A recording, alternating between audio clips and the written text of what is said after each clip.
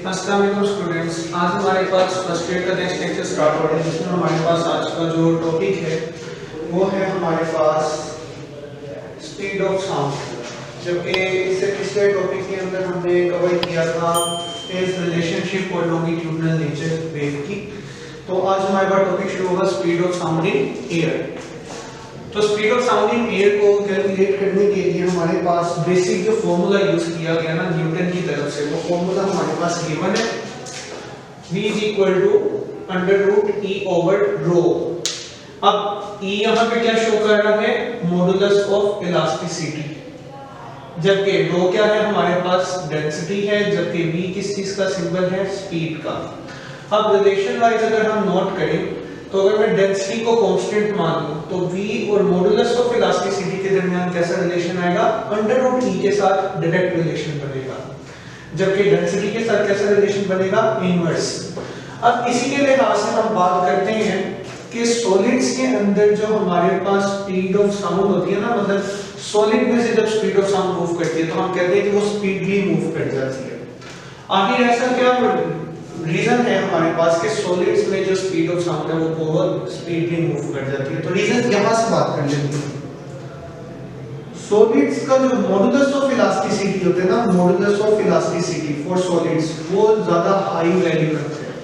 High value रखने की वजह से रिलेशन क्या बताएगा कि मॉडुलस ऑफ इलास्टिसिटी ज्यादा तो वेलोसिटी ज्यादा।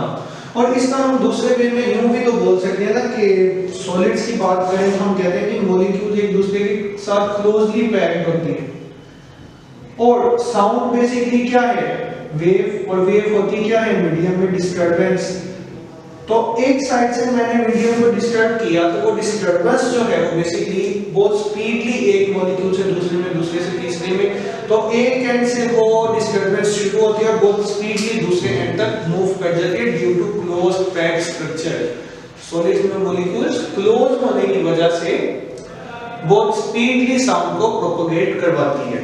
जबकि गैसेस में बात करें तो हमारे पास स्पीड ऑफ साउंड बहुत कम रखी जाती है। मतलब रखी तो नहीं जाती, बेसिकली गैसेस में स्पीड ऑफ साउंड सबसे कम होती है। उसकी रीजन क्या है? अगेन गैसेस के लिए बात करें, इसके लिए कहा E ज्यादा, गैसेस के लिए E बेसिकली होता है कम, क्योंकि कंप्रेस है ना, कंप्रेस होने की वजह से जो हमारे पास मॉडुलस ऑफ इलास्टिसिटी होता है ना गैसेस का, वो सॉलिड्स के मुकाबले में बहुत कम होता है। कम होने की वजह से नोट कर लें, अगर E की वैल्यू कम तो वेलोसिटी भी हमारे पास क्या हो जाएगी? कम हो जाएगी। तो ये हमारे पास बेसिक रिलेशंस आ गए। रिलेशंस के बाद अब हमने स्पीड ऑफ साउंड को कैलकुलेट करना है, तो न्यूटन असम्पशन यूज की जाएगी। न्यूटन असम्पशंस के अकॉर्डिंगली उसने क्या कहा था कि बेसिकली जो साउंड है ना एक जगह से दूसरी जगह जो प्रोपेगेट करती है वो प्रेशर वेरिएशन की वजह से फ्लो करती है। जैसा कि हमें इसकी एग्जांपल बना लेते हैं कि हमारे पास लेट्स से एयर के मॉलिक्यूल्स मौजूद हैं, हमारे पास ये एयर के मॉलिक्यूल्स मौजूद हैं नॉर्मल स्टेट के अंदर, किसी किस्म का यहाँ पे प्रेशर डिफरेंस नहीं आ रहा। ओके, ये भी हमारे पास चलता जा रहा है।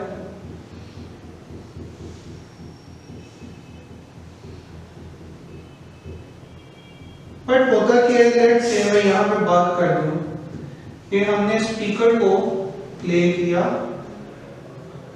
स्पीकर अब साउंड बना रहा है।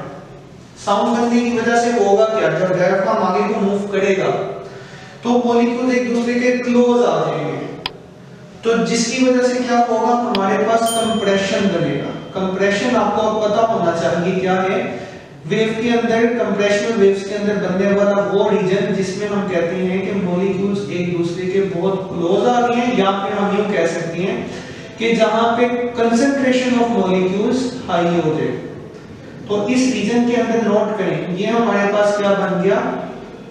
कंप्रेशन। अब कंप्रेशन आ गया। अच्छा, अब जब ये बैकवर्ड आएंगे तो कंप्रेशन जो होगा वो कन्वर्ट होगा रेयरफेक्शन के अंदर। ओके, अब जब ये रेयरफेक्शन बनेगा तो मॉलिक्यूल्स की क्वांटिटी यहाँ पे इस रीजन के अंदर कम हो जाएगी। ये हमारे पास आ गया रेयरफेक्शन। तो मैं जस्ट एक रीजन को लेकर कैलकुलेशन शुरू करूंगा। देखिए हमारे पास पहले इस गिवन वॉल्यूम के अंदर लेट से हमारे पास ये गिवन वॉल्यूम था। अब हुआ क्या, वो गिवन वॉल्यूम कंप्रेशन के केस में रिड्यूस हो गया, वो जस्ट स्क्वीज होके इतना रह चुका है। अब जब वॉल्यूम देखा जाए तो एक्चुअल वॉल्यूम हमारे पास जो भी हमने लेट किया था वो पहले से रिड्यूस हो जाएगा कंप्रेशन के अंदर। तो नोट करिए जो वॉल्यूम है, अब मैं अगर मान लूं कि वॉल्यूम डेल्टा वी वो चेंज है जितना वॉल्यूम कम होगा, सपोज वैल्यू लेनी है, तो अगर एक्चुअल वॉल्यूम हमारे पास v था तो जो चेंज होने वाला वॉल्यूम होगा वो क्या करेंगे, एक्चुअल वॉल्यूम में से डेल्टा v को माइनस कर देंगे, तो ये हमारे पास उसका न्यू वॉल्यूम आएगा। तो नोट करें जो हमारे पास वॉल्यूम चेंज होना था वो v से चेंज हो जाएगा v माइनस डेल्टा v, मतलब अब नया बनने वाला वॉल्यूम असल वॉल्यूम से कम हो जाएगा। लेकिन अब पहले मॉलिक्यूल्स जो ज्यादा रीजन के अंदर फैले हुए थे, अब हमने उसको कंप्रेस करके छोटे से रीजन में क्लोज कर दिए, जिसकी वजह से इंटरेक्शंस मतलब मॉलिक्यूल्स की आपस में इंटरेक्शन ज्यादा होगी, जिसकी वजह से प्रेशर क्या हो जाएगा, इंक्रीज। अगेन अब प्रेशर असल वैल्यू से कुछ इंक्रीज हो रहा है, तो जो प्रेशर में वेरिएशन है उसको हम कैसे लिखेंगे कि जो प्रेशर है P वो P plus delta P increase हो जाएगा। तो ये हमारे पास न्यूटन की असम्पशन थी कि प्रेशर बेसिकली जो साउंड प्रोपोगेट करती है वो मूव करती है कंप्रेशन और रेयरफेक्शंस की फॉर्म में। तो उसमें से हमने उसके रीजन को पकड़ लिया, कंप्रेशन के अकॉर्डिंगली हमने ये वेरिएशन लगाई। अच्छा, अब इस सारे केस के अंदर वो ये बात साथ में शामिल करता है कि जो हमारे पास वहां पे एयर है ना, उस एयर का टेंपरेचर चेंज नहीं होगा। तो बॉयल्स लॉ उसने अब इस पे लगाया। बॉयल्स लॉ क्या था हमारे पास, P प्रेशर, V वॉल्यूम, इन दोनों का प्रोडक्ट हमेशा कांस्टेंट रहता है। अब अगर कांस्टेंट रहता है तो PV को एज इट इज लिखा। अब P की वेरिएशन क्या है, P प्रेशर चेंज हो रहा है, इंक्रीज हो रहा है, P प्लस डेल्टा P। तो P की मतलब जो वेरिएबल फॉर्म है वो हमारे पास P प्लस डेल्टा P लिखी गई और V की फॉर्म आ गई V minus delta V। 1 by 1 इनको मल्टीप्लाई करती है, एक बार, दूसरी बार, और फिर इसको पहले से और फिर दूसरे से मल्टीप्लाई करके क्या बनेगा, P multiply by V, PV plus minus minus P delta V plus plus plus delta P V plus minus minus delta P delta V।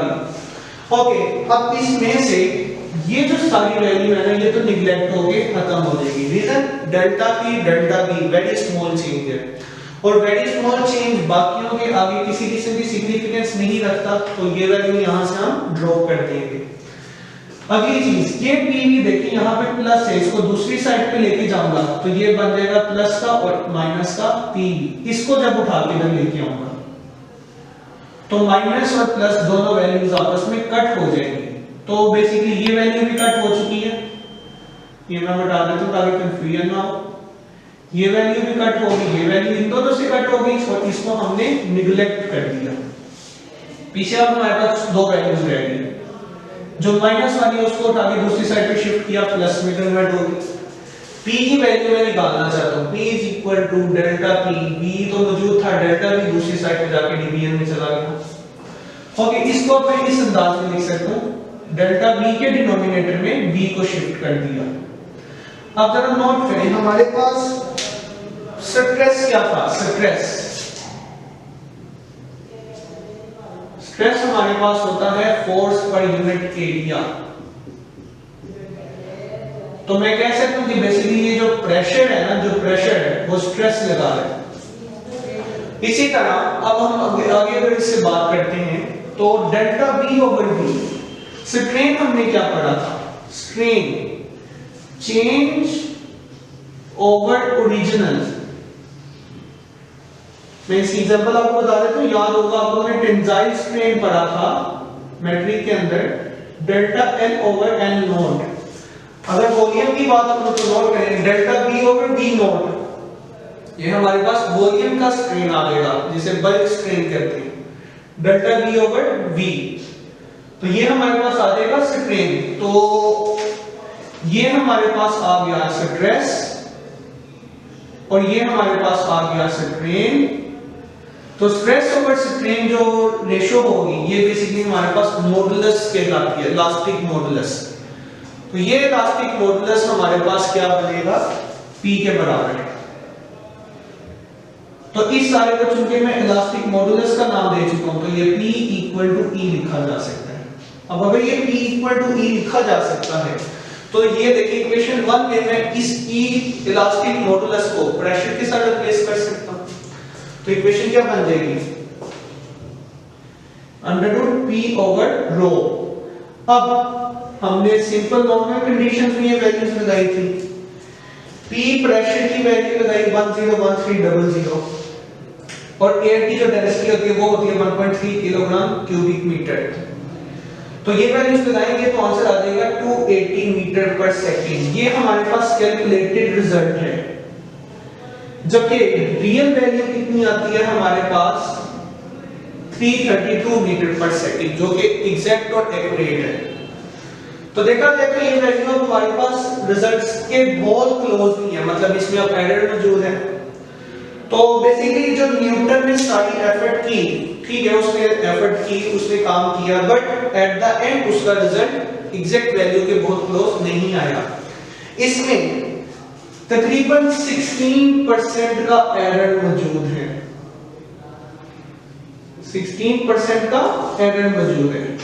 तो जाहिर सी बात है अब रिजल्ट तो हमारे पास एक्यूरेट नहीं आया, तो अब इसको एक्यूरेट किया जाएगा। अब एक्यूरेट कैसे किया जाएगा वो हम अगले लेक्चर में डिस्कस करेंगे।